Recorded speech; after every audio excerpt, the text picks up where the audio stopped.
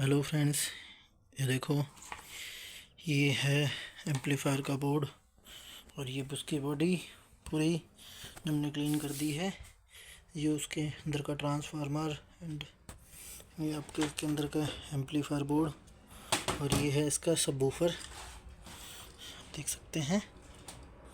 ये है आपका 4 ओम 5 वोल्ट में है। काफ़ी अच्छा था ये। बाकी हम इसको दोबारा चालू करेंगे। ये काफ़ी टाइम पुराना हो चुका है, बंद हो चुका है ये। देखो, इसका कैबिनेट, इसके अंदर चूहे थे, अभी तो सब बाहर कर दिए हैं। बट बाकी ये सारे स्क्रू, इसका ये देखो ट्रांसफार्मर, इस पे तो सब मिट चुका है। बट देख सकते हैं कितना हैवी एम्पलीफायर है। ये इसका एम्पलीफायर बोर्ड है। ये देखो, ये कौन सा है मुझे भी नहीं पता। आप बताना कमेंट करके कि ये कौन सा है।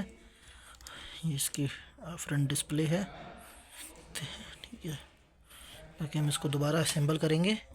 बाकी इसका पता नहीं इसके अंदर कौन सा बोर्ड है, वो खोल के एक बार हम चेक करेंगे दोबारा, ठीक है। बाकी वीडियो में बने रहें, हम बताते हैं आपको दोबारा, ठीक है।